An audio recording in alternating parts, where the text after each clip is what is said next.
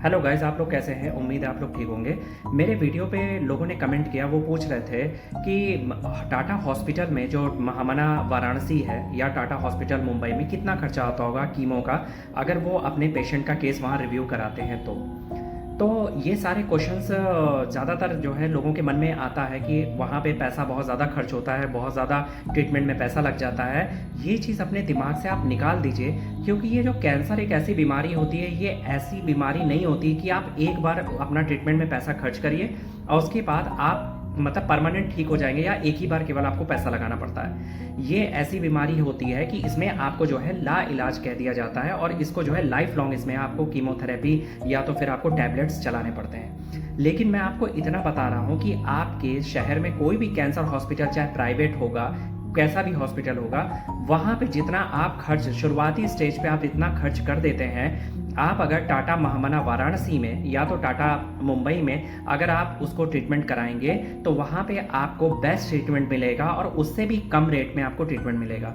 क्योंकि अगर कीमो की भी बहुत ढेर सारे स्टेजेस होते हैं।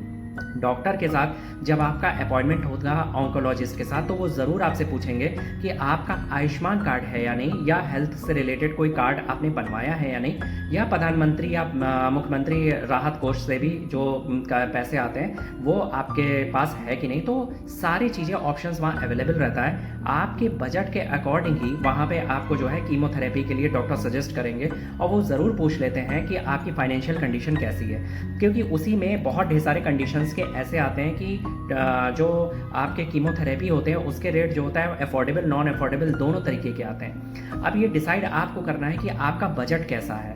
नॉर्मली मैं आपको बता रहा हूँ कि अगर मान लीजिए अगर ब्रेस्ट कैंसर का अगर 4th स्टेज का अगर आप कीमोथेरेपी कराते हैं जो मंथ में आपके जो है 3 साइकिल चलते हैं, तो मान के चलिए पर साइकिल्स में अगर आप 27 के आसपास खर्चा आता है। अगर मान लीजिए आप 1 महीने का खर्च अगर आप सोच रहे हैं कीमोथेरेपी के साथ कराने पे, अगर मान लीजिए 2 साइकिल पे, फिर उसके बाद जब टारगेट इंजेक्शंस लगते हैं तो टारगेट के थोड़े कम रेट हो जाते हैं। और एक होता है नॉन अफोर्डेबल होता है। तो नॉन अफोर्डेबल क्या होता है, वो डोज बहुत ज़्यादा महंगा होता है लेकिन उसमें कोई साइड इफ़ेक्ट्स नहीं होता है। तो इसलिए मेरी आपसे हाथ जोड़ के रिक्वेस्ट ये है कि आप अपने पेशेंट को ये सोचते हैं हम अपने शहर में किसी भी कैंसर हॉस्पिटल में या प्राइवेट अच्छे हॉस्पिटल में हम दिखा दें, तो ऐसी गलती बिल्कुल मत करें। आप इंडिया के टॉप हॉस्पिटल में लेके जाइए, कहीं भी ले जो टॉप हॉस्पिटल, जहाँ पे आपके पास ये सोचने का ऑप्शन ना रहे कि अगर यहाँ पे ठीक नहीं होगा तो हम दूसरी जगह कहाँ दिखाएंगे।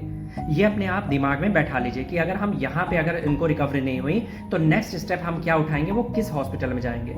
तो इसलिए आप अपने डिसीजन खुद लीजिए। ओके।